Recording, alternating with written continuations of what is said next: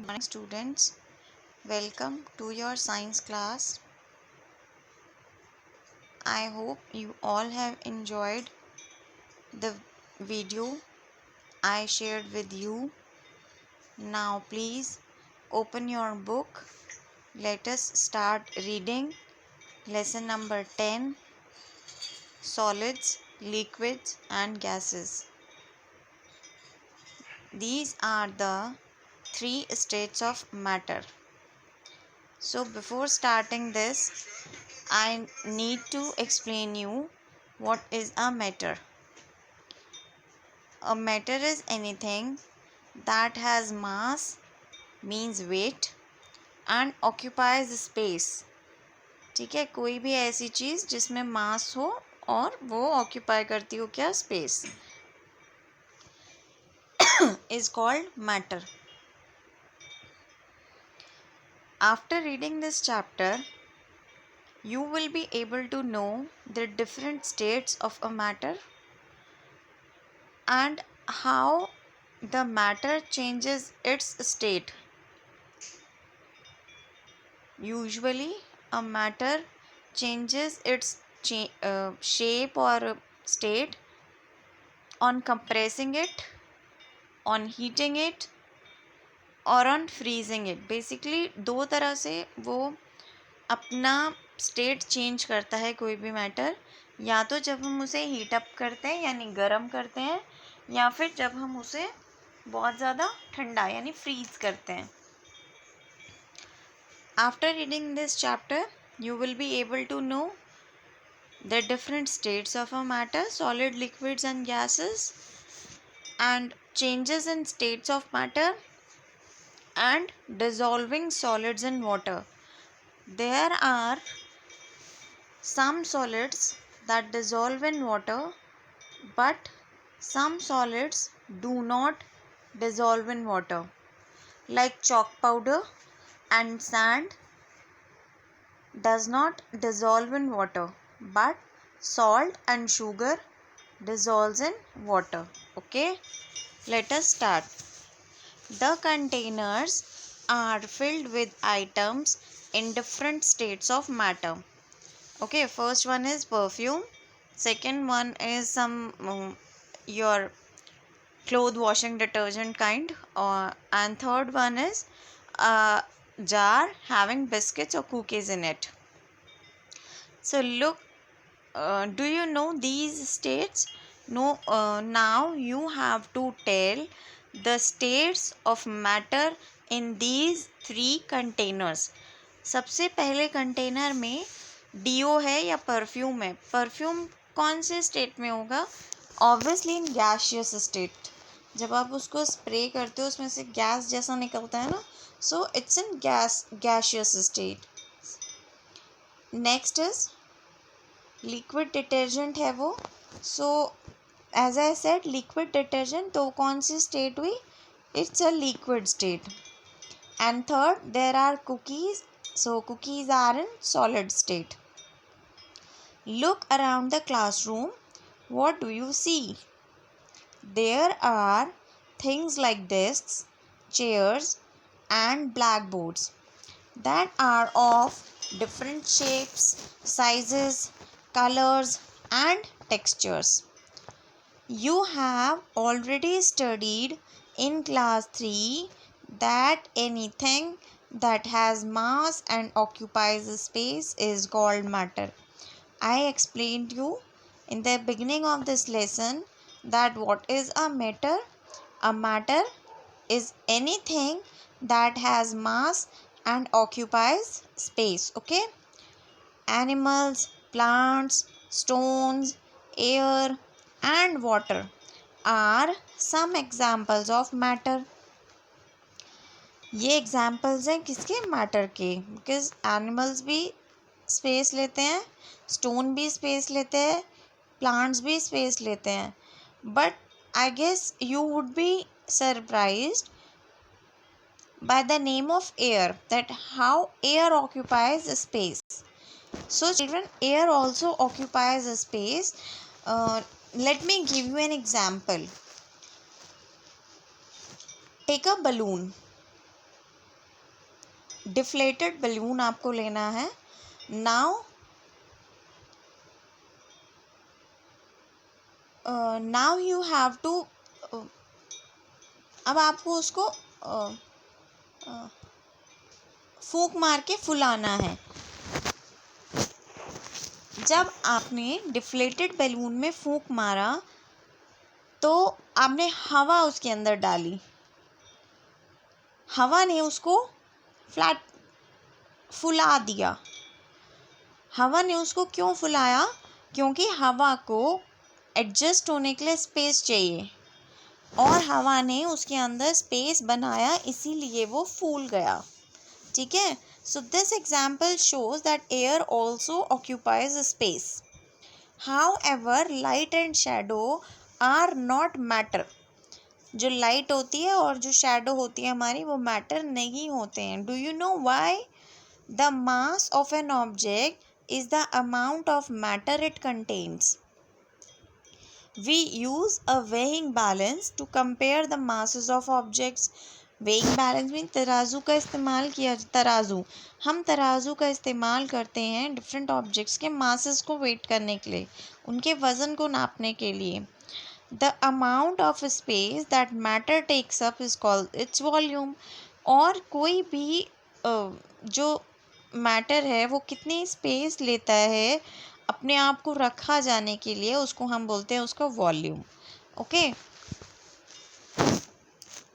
Next is states of matter. I told you there are 3 states of matter, that is solids, liquids and gases. Matter can exist in 3 states: solids, liquids and gases. An ice cube is solid, water is liquid and the steam coming out of a kettle is gas. Okay. Next page. Let's try. Fill a glass with water right up to the top. पानी के एक glass को पानी से उसके top तक fill करना है।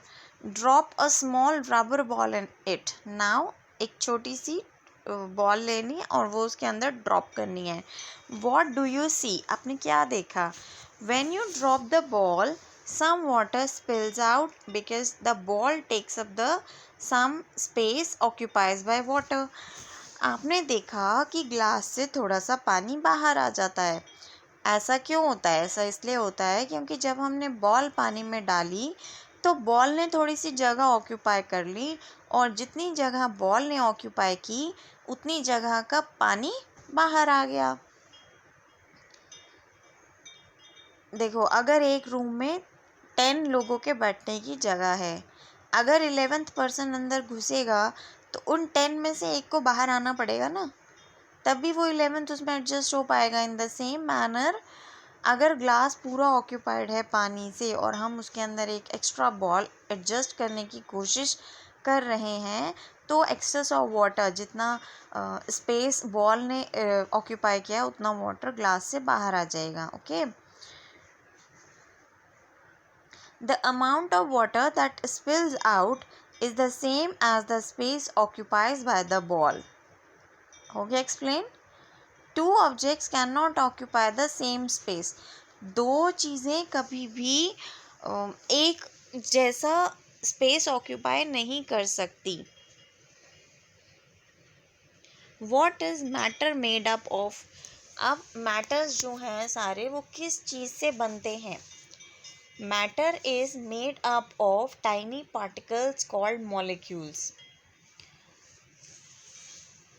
मैटर बहुत छोटे छोटे पार्टिकल्स जिन्हें मॉलिक्यूल्स बोलते हैं उनसे मिलकर बने होते हैं।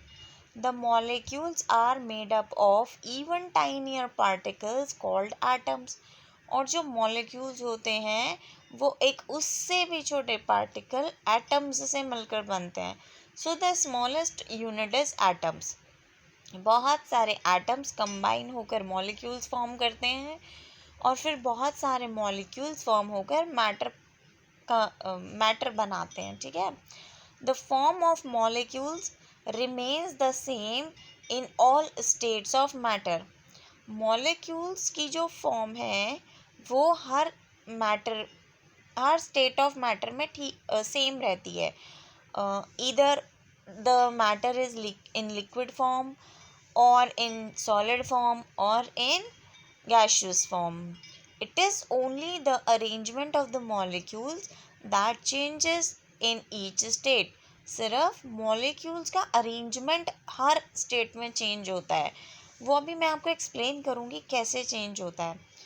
The space between two molecules is called intermolecular space.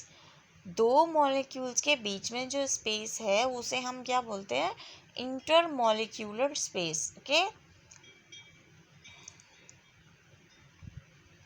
look at the picture now. Look it up. Can you identify the states of matter in the picture? Picture में आपको एक बोल दिया है and it is filled with water. So water is in which state? Yes, it is in liquid state. Next is solids. Now we are going to read different states of matter. First one is solids. Take a wooden dice. एक लकड़ी का आपको dice लेना है and observe it carefully. उसको ध्यान से देखना है. What is its shape? इसकी क्या शेप है? How does it feel? इसको छूने पर कैसा फील होता है? Now place the dice in a bowl. अब आपको उस डाइस को एक बोल में डालना है. बोल मीन्स एक कटोरा. Does it change shape? क्या इसकी शेप चेंज हुई? Toss it in the air. उसको हवा में उछालो. Do you notice any change in its shape or size?